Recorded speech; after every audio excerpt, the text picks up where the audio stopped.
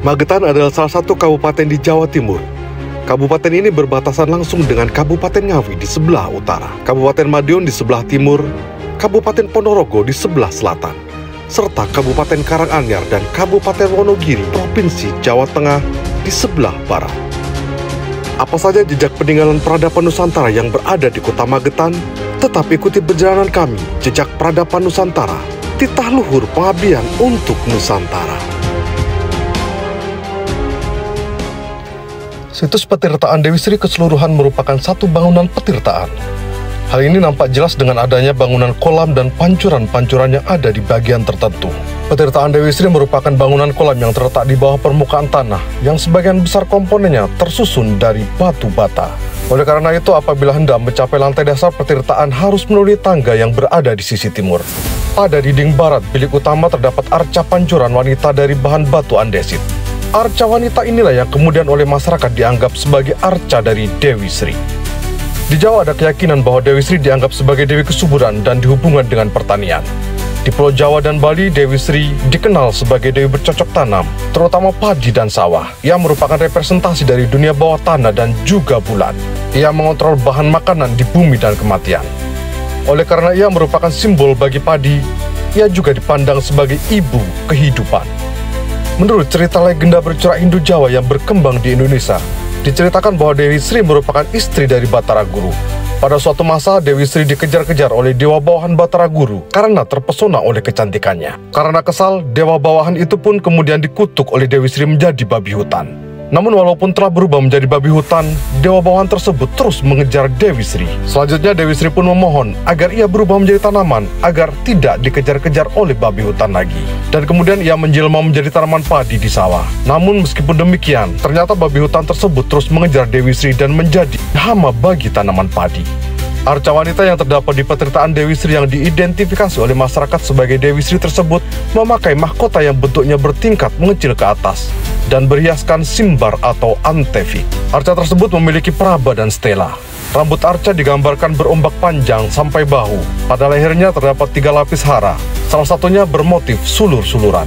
Arca tersebut bertangan dua dengan posisi tangan sedang memegang payudara yang berfungsi sebagai pancuran.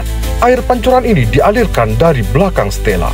Air yang keluar dari payudara dapat diidentifikasi dengan air susu. Dalam mitologi agama Hindu atau Buddha, air susu dianggap melenyapkan mala. Kedua lengan arca memakai gelang polos masing-masing 2 buah dengan kelat bahu masing-masing 2 buah berhias sulur-suluran. Kain digambarkan hingga ke mata kaki. Di kiri kanan pinggang terdapat uncal dan draperi di perut dan kiri kanan kaki. Gelang kaki digambarkan berbentuk sulur-suluran. Arca berdiri di atas Padma ganda yang menempel pada stela. Di kiri kanan kaki terdapat hiasan Padma sederhana yang seolah-olah keluar dari Padma ganda. Berdasarkan pengamatan, arca ini kemungkinan diidentifikasi sebagai Dewi Laksmi, yang merupakan salah satu perwujudan Durga yang biasanya ditempatkan pada petirtaan. Nama lain Laksmi adalah Padma Sambawa yang lahir dari teratai mekar atau Padmestita yang berdiri di atas Padma. Padma itu sendiri merupakan lambang dari kelahiran.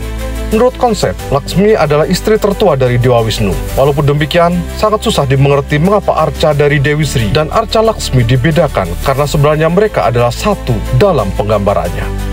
Namun berbeda dengan gaya ikonografi India, arca Laksmi di Indonesia digambarkan dalam posisi tangan memegang payudara. Selain itu, di petirtaan Dewi Sri, konsep Dewi Laksmi dalam sebuah petirtaan dapat ditemui juga seperti di petirtaan Belahan, yaitu di daerah Mojokerto.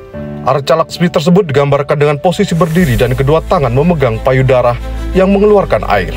Arca Laksmi ini diapit oleh 2 buah jaladwara yang berbentuk Padma di sebelah kanan dan kirinya. Di atas arca Dewi Laksmi terdapat relief kala yang distilir berbentuk sulur-suluran.